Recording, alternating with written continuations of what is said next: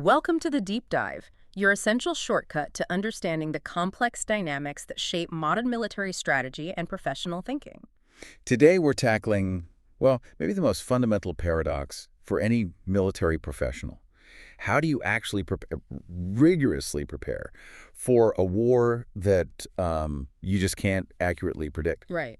Williamson Murray puts it bluntly, militaries have to accept this uncertainty. Yeah. So that means the ability to adapt quickly and effectively becomes maybe the single most vital skill. That sounds incredibly high stakes. I mean, if the future really is unknowable, how do you even start to get the knowledge you need and get it quickly but also thoroughly? Exactly. How do you develop the judgment to fight that future war when, the only real test, the really harsh audit, only comes when you're actually in combat? Yeah. We obviously lean on history, but we have to know how to use it properly. Precisely. And that's what this deep dive is all about today. We're going to unpack a really crucial set of professional readings. We got insights from Jay Luvaas, Seán McGourty, David Barno, and Nora Bensahel and McGregor Knox. And we're connecting the dots, essentially, between studying military history and that relentless, often really difficult demand for adaptation and innovation within military organizations today. So it sounds like we've got three main threads we're going to pull on today. First up, the professional need for history. Why study it? How does it help develop that strategic judgment? Yep, the why and how of historical study. Then second, we really have to face the reality of, well, organizational resistance. Why is real change just so hard? We'll look at the bureaucratic roadblocks and some unique challenges militaries face. Organizations dealing with violence where failure is existential. That existential piece is huge. And finally, we'll ground all this with a major historical case study. We're looking at the military revolution triggered by the French Revolution. McGregor Knox really digs into this. It wasn't about new tech. It was a political and ideological earthquake that remade warfare and gives us a kind of template for deep adaptation. Okay, let's unpack this. So let's start right at the beginning. We live in an age focused on the latest kit, right? New tech, unmanned systems, super specialized training. So why should a busy professional officer carve out time to read history? Stuff that happened centuries ago. It's a fair question. And the answer is, fundamentally, it's about developing professional judgment and really broadening your perspective. And look, this isn't some new idea. No, it's a theme you see again and again from really significant leaders. Yeah. Jay Luvaas, in his classic work on this, points out that folks like General Douglas MacArthur, General George S. Patton, even President Harry Truman, they all consistently talked about how useful studying history was for them. Truman specifically. Yeah, Truman often said the lessons he learned from history were, and I'm paraphrasing Luvaas here, far more than a romantic adventure, but actually solid instruction and wise teaching. He saw real practical value. So it's almost like history gave them a kind of secondhand experience. It let them extend their professional understanding way beyond just their own time in service or the specific conflicts they were in. That's exactly it. That's a great way to put it. Seán McGourty lays out 4 specific things that studying history helps officers achieve. He calls them broaden perspective, sharpen judgment, increased adaptability, and professional expertise. Oh, okay. And this really echoes the thinking of someone like Sir Basil Liddell Hart, the military historian. He strongly believed that your own direct personal experience, it's just not enough. It's too narrow. Right. You're kind of trapped by what you personally saw and did. You are. Your career is just one slice of time, maybe 1 or 2 types of conflict. But studying history, as Liddell Hart saw it, lets you glimpse the experience of war across centuries, across countless different situations. McGourty suggests studying a single military campaign in depth, not just the official history, but associated memoirs, letters, and diaries. So you're essentially simulating decades, maybe centuries, of high-stakes decisions and ethical problems without having to, pay the ultimate price for making a mistake in real life. Precisely. It's not just about memorizing names and dates. Forget that. It's about immersing yourself in the context, the human behavior, the sheer complexity of these situations. So it builds critical thinking. Absolutely. History forces you to grapple with complex, messy, non-linear problems. Leaders dealing with bad information, logistical nightmares, political meddling, all that stuff. It builds the mental muscles you need to size up a fluid situation, figure out the core problem, find the root cause, and then actually develop a workable plan. McGourty really emphasizes that a deep dive into history aids intellectual development, which unlocks that deeper, context-relevant understanding. You know, the example that really brings this home for me is that anecdote Luvaas shares about General Patton. It's Oh, goodness. 1943, he's getting ready for the invasion of Italy. Yeah. And he takes time out to read a book about the Norman conquest of Sicily. That happened almost 900 years earlier. Incredible, isn't it? And what does he find? Luvaas quotes Patton, pondering the many points in common with our operations. Think about that. Nearly 1,000 years apart. But the fundamental challenges, amphibious landings, securing beachheads, moving supplies over tough terrain, managing different kinds of troops, they were still remarkably similar. The fact that a top general, right in the thick of World War II, found immediate tactical and operational ideas from the 11th century, that pretty much proves the whole point right there, doesn't it? It suggests the basic problems of war just don't change that much. It really does. And that connects to what McGourty talks about with mental models. History helps officers build these frameworks. Mental model. Yeah, ways of thinking, frameworks they can pull out to quickly analyze a situation based on historical context. It helps inform their professional military judgment. The historian Jeffrey Parker talked about this too. It lets a leader spot a pattern they recognize, maybe a supply choke point or an overextended flank, or even personality clashes disrupting command, and then apply the lessons, the successes or failures from the past to what's happening right now. So history isn't like a cookbook with guaranteed recipes for victory. Definitely not. It's more like a mental gym, a way to train your thinking habits and give you perspective on problems that keep coming up again and again. It's about learning to ask the right questions, especially when things are chaotic. The real takeaway is understanding how people make decisions when information is bad, friction is high, and lives are on the line. As Patton himself wrote, the reason to study history is to learn how human beings react when exposed to the danger of wounds or death, and how high-ranking individuals react when submitted to the onerous responsibility of conducting war. That human element, under pressure, that's the constant. Okay, so history is vital, but it's not foolproof. It sounds like it can be misused pretty easily. Oh, absolutely. While it's professionally essential, it's also a tool that's very easily abused. If you go into it looking for simple formulas or easy answers, it stops being a tool for critical thinking and just becomes a way to, justify whatever you already believed. Jay Luvaas talks about several common mistakes, right? And it seems like the biggest one, the most dangerous, is what he calls the context fallacy. Taking some successful battle or tactic completely out of its original time and place and assuming the move itself is the magic key. That's number one on the list. Luvaas brings up Napoleon, who saw this trap clearly, especially when people talked about Frederick the Great. Napoleon admired Frederick, but he said the real secret wasn't just the oblique order maneuver itself. That famous flanking attack. Right, concentrating force on one flank while holding back the other. Yeah. Napoleon said the secret was Frederick himself. He said, genius acts through inspiration. What is good in one case is bad in another. If you try to just copy the maneuver without understanding the leader, the troops, the tech, the whole situation, the lesson just falls apart. It becomes meaningless. It sounds like confusing the specific move with the overall strategy, or maybe confusing good execution with actual genius. Exactly. And a classic example of trying to mechanize a historical idea is Field Marshal Alfred von Schleffen's plan. The one designed before World War I to knock France out quickly and avoid a two-front war for Germany. And Schlieffen was directly looking back at ancient history for that, wasn't he? He was. Lewis explains, Schlieffen was fascinated by Hannibal's victory at the Battle of Cannae back in 216 before Christ. That was a masterpiece of double envelopment. Can you quickly remind us what double envelopment is? Sure. It's basically the dream tactical outcome completely surrounding the enemy. At Cannae, Hannibal deliberately weakened his center, tempting the Roman legions to push forward, and then used his stronger flanks, his cavalry and infantry, to swing around and trap them entirely. Needs incredible control and discipline from the troops, especially those in the center who look like they're retreating. Absolutely. Gotcha. And that's the danger in how Schlieffen used it. He focused almost entirely on the maneuver, that huge sweeping flank attack through Belgium, without maybe fully grappling with the massive differences in context. The strategic situation in 1914, the logistics needed for millions of men, the technologies involved, the fact that he wasn't Hannibal, the plan, ripped from its ancient roots, didn't deliver that quick knockout. We see that need for adapting to context, even down at the training level, right? Luvaas has that great story about Baron von Steuben at Valley Forge during the American Revolution. Yes, von Steuben, he came from Frederick the Great's Prussian army, which was, the gold standard of discipline at the time.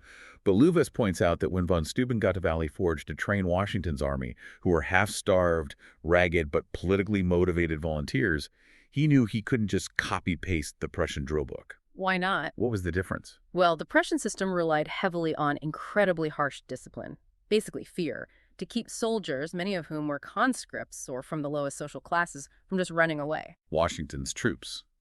Totally different motivation. They were volunteers fighting for an idea, for their patry, their homeland. We'll come back to that idea later. Von Steuben was smart enough to pick and choose. He took only the essential drills needed for battlefield maneuver in American conditions. He recognized the complex parade ground stuff based on fear wouldn't work, might even backfire, with troops motivated by political loyalty. The lesson isn't the specific drill. It's the commander adapting the method to his actual soldiers and their situation. And that brings us right to another big danger, trying to tie history to fixed, unchanging principles. This sort of Jomini trap. Ah, yes, Baron de Jomini.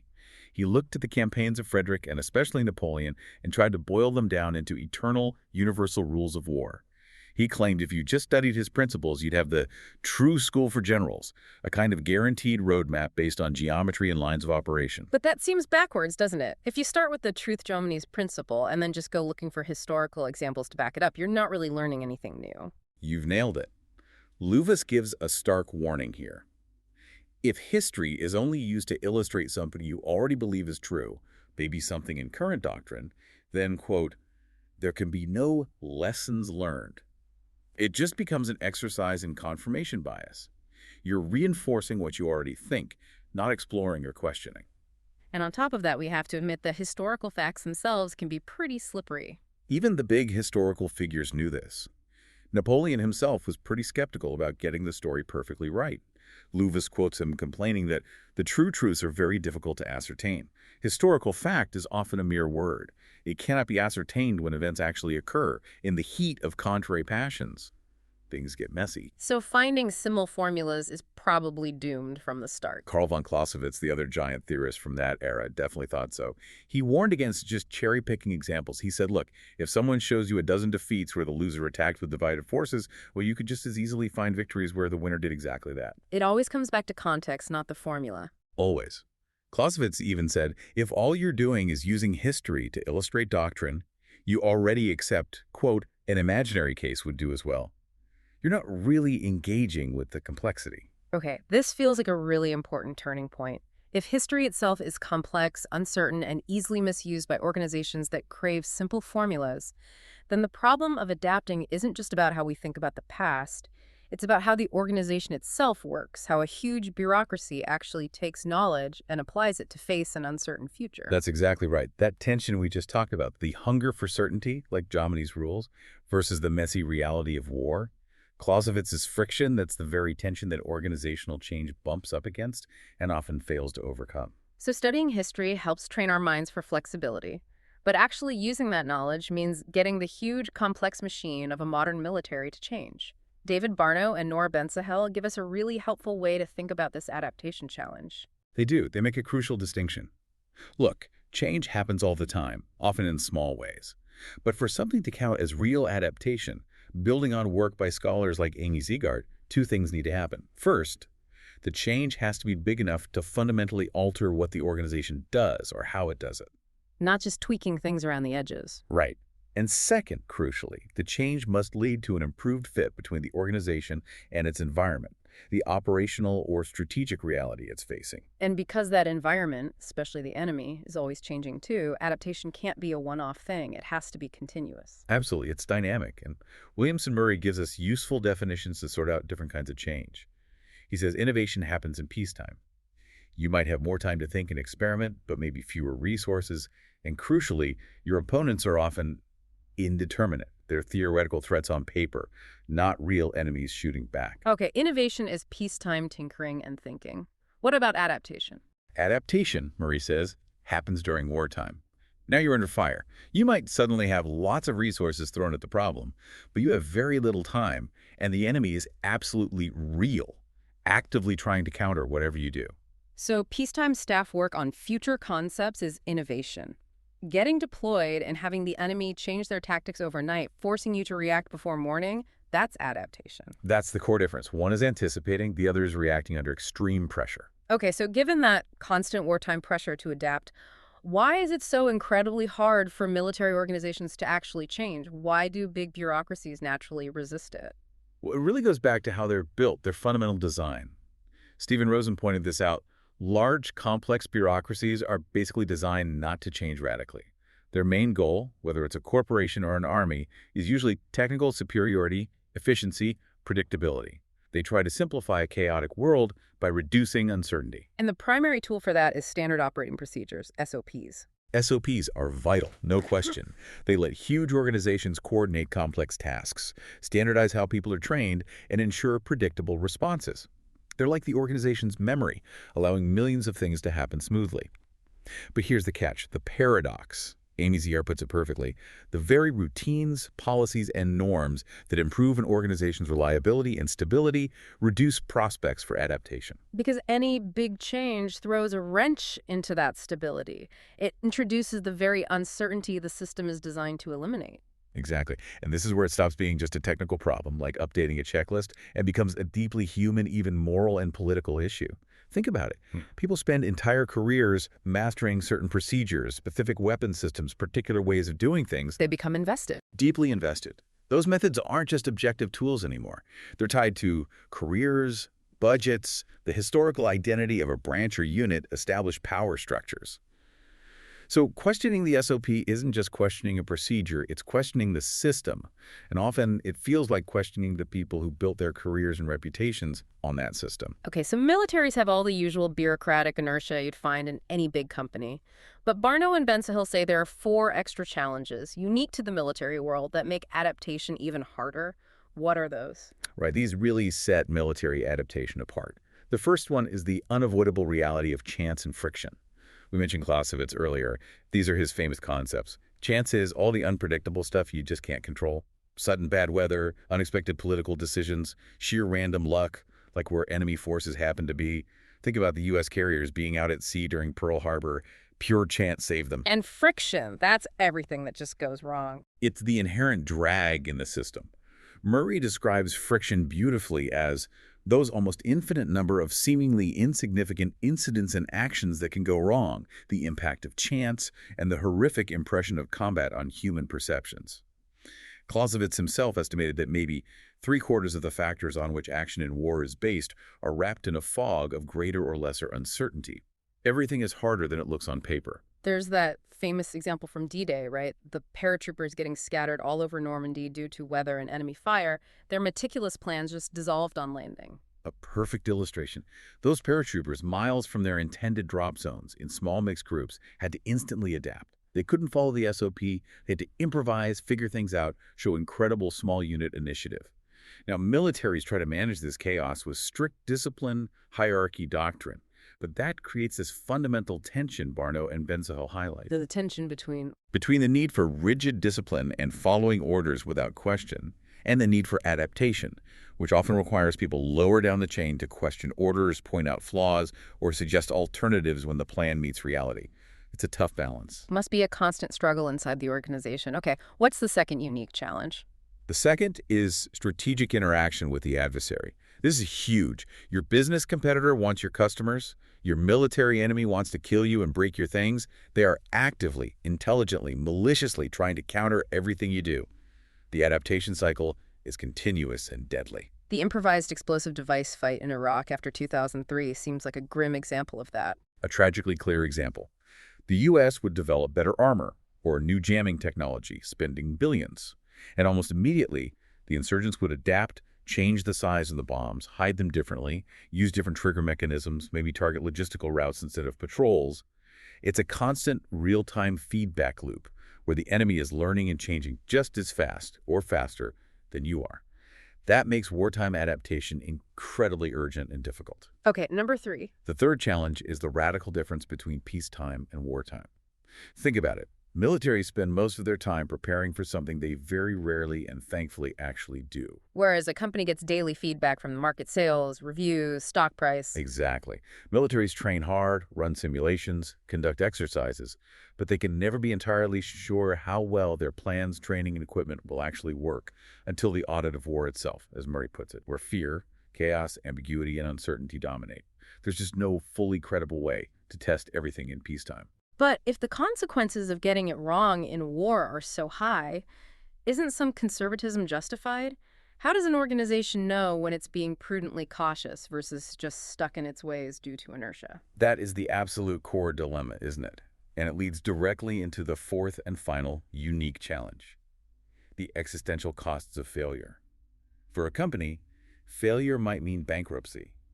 For a nation in war, failure can mean losing territory, losing economic viability, losing the ability to govern itself. The stakes are ultimate. And that makes everyone incredibly cautious about changing things that seem to work, even if they're old. Understandably so. Nobody wants to throw out a tried-and-true weapon system or doctrine for something new and unproven, especially when lives are directly on the line. Commanders have that immense moral weight, sending people into harm's way. They rightly hesitate if they think a new approach might increase risk unnecessarily. So how do you break that cycle? How do you know when caution becomes dangerous inertia? It comes back to what we discussed earlier: rigorous professional education, critical thinking, and the deep contextual study of history. By understanding past failures, like the collapse of the French old regime military we're about to discuss, you create the intellectual space needed to challenge the status quo, to overcome that natural, self-protective bureaucratic urge to resist change. Okay, so let's dive into that historical example. To really grasp how fundamental adaptation can happen despite all these barriers, we need to look at the French Revolution's impact on warfare as MacGregor Knox analyzes it. Right. Knox makes a powerful argument. This wasn't just about new muskets or cannons. It was a deep political and ideological revolution that completely changed the rules of the game, shattering the old ways of war. So to really get the scale of the change, we need a picture of what war was like before 1789, the old regime military. Warfare before the revolution was incredibly constrained. Knox describes it as suffering from interlocking and crippling constraints on mass, mobility, and decisiveness. What did that look like in practice? Well, war aims were typically very limited, maybe fighting over a few colonies or a border province. Armies were relatively small professional forces. They were often made up of, as the theorist Guibert put it rather scornfully in 1772, the lowest and most pitiful segment of the citizens, along with expensive foreign mercenaries. And crucially, they were held together by harsh discipline and coercion, not really by patriotism or belief in the cause. And the logistics in command reflected that lack of trust in the soldiers. They fought that sort of defensive cordon warfare. Exactly. There was this intense control mania, driven by the constant fear of soldiers deserting if you let them out of your sight. This meant armies depended almost entirely on slow, vulnerable wagon trains, bringing supplies from fixed depots or magazines. Which limited how big armies could be and how far they could go. Severely limited them. Armies rarely got much bigger than about 70,000 men, and they couldn't really operate much more than 50 or 70 miles away from their supply dumps. Commanders wouldn't dare let their infantry scatter to forage for food because they feared the army would just melt away through desertion. The whole system was geared towards avoiding decisive, risky battles. So the revolution didn't invent better gunpowder. It basically broke the social contract that limited the number of soldiers and how they could be used. That's the core of Knox's argument. The French Revolution blew those limits away. The key was the rise of la nation, the idea of the people as a unified ethnic and linguistic group possessing popular sovereignty. When subjects became citizens, politically empowered and responsible, it created the conditions for the first true wars between nations, wars that were, as Knox says, potentially unlimited in both aims and methods. So the ideology, the politics changed first, and that enabled the military transformation. It was the absolute trigger. Mass politics enabled mass warfare. The new French Republic saw itself as representing the will of the nation, recognizing no higher authority and demanding total mobilization from its citizens for its survival and expansion. And the results on the battlefield were dramatic. Hugely dramatic. First, the aims of war became unlimited. It wasn't about grabbing a province anymore. It was about spreading world revolution or ensuring national survival. This demanded the complete destruction of enemy armies in battle, not just maneuvering them out of position. Second, the French state claimed an unlimited right to conquer. And this is revolutionary. It officially sanctioned plunder as its primary logistical system. Wait, they made living off the land official policy, turning the enemy territory into their supply source. Yes. Yeah. It was a radical adaptation. What was previously forbidden because of desertion risk was now state policy. This freed their armies from the shackles of slow wagon trains. Combine that with a new type of soldier motivated by intense nationalist propaganda, devoted to the patrie, the homeland, and you get armies capable of rapid, dispersed movement. These soldiers were brought in through quasi-universal conscription, formalized by General Jordan's law in 1798. Millions could be mobilized. And the leadership changed dramatically, too. Completely. The old aristocracy collapsed. Noble birth didn't guarantee command anymore. This created what they called a career open to talent. Suddenly, you had generals rising rapidly through the ranks based on merit and battlefield success, guys who might have been junior officers or even enlisted men just a few years before, like Napoleon Bonaparte himself. They weren't tied to the old rigid ways of thinking. So you combine plunder logistics, the new motivated citizen soldier, and dynamic new leadership. And that overcomes the old limits on speed and decisiveness. Precisely. The French developed new organizational structures, like divisions and brigades, that allowed armies to march dispersed but concentrate quickly for battle. Their tactics evolved rapidly, too, using clouds of skirmishers to disrupt enemy lines, concentrating mobile artillery fire, launching massed column attacks. This created what Knox calls the modern battlefield, emphasizing speed, mass, and the shock of battle. And crucially, unlike the old regime armies, the French revolutionary armies had the political cohesion and the motivation to relentlessly pursue a defeated enemy, turning tactical wins into strategic knockouts. Of course, this kind of military earthquake couldn't go unanswered. France's enemies, especially Prussia, after being crushed, had to adapt or basically disappear as powers. Yes, the absolute humiliation of the highly regarded Prussian army at the twin battles of Jena and Auerstadt in 1806 was the final, brutal audit of the old regime system. It forced the Prussians to recognize that the French weren't just fighting better, they were fighting a fundamentally different kind of war. The Prussian reformers, people like Scharnhorst, Clausewitz, Gneisenau, realized they had to fundamentally change their own state and army to compete. They needed to adapt the French model, in a way. What were the key Prussian adaptations? What did they focus on? They understood they couldn't just rely on finding their own Napoleon, their own military genius. They needed a system that could counter the French system. They focused on two main things. First, they needed thinking combatants. This meant moving towards universal military service, which in turn required major social reforms like abolishing serfdom and ending brutal corporal punishment to create motivated citizen soldiers. And the second element, critical for our discussion today. The second, absolutely critical, was creating a thinking officer corps. This was achieved through what they called Bildung, which means more than just education. It implies systematic professional study, cultivation of character, and crucially, critical thought. So Bildung wasn't just about reading history, it was a whole system to encourage initiative and better decision-making. Exactly. Scharnhorst's vision was to create a highly professional general staff system. They'd identify the most promising officers and give them rigorous, specialized military education focused on understanding the complexities of war, not just memorizing drills. The goal was to move beyond relying on individual genius like Frederick the Great. They wanted a system, an institution, that could ensure hundreds of thousands of soldiers could fight in the right place at the right time, led by officers capable of independent, intelligent action within the commander's broader intent. A thinking institution to fight a thinking enemy. Precisely. And this combination of national mobilization, the citizen soldier, and a systematically educated professional military organization, well, Knox issues a sobering warning here. This fusion ultimately created the potential for the even more devastating concepts of total war that emerged in the 20th century. Wow. Okay, so pulling all these threads together from Luvaas, McGourty, Barno, and Bensahel, and Knox, this deep dive really underscores that adaptation isn't a destination, it's a constant struggle for the military professional. It really is. The professional challenge isn't about finding the one perfect answer in a history book or a doctrine manual.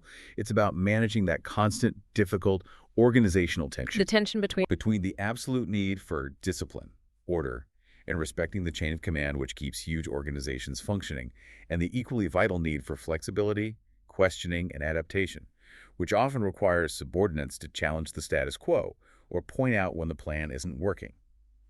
As Barno and Bensahel put it, military adaptation is a constant balancing act, an ongoing search for the equilibrium of being able to change just enough but not too much. And the tool for managing that incredibly difficult balancing act, the tool that helps avoid paying the ultimate price in that audit of war, is the rigorous, critical study of history we talked about at the start.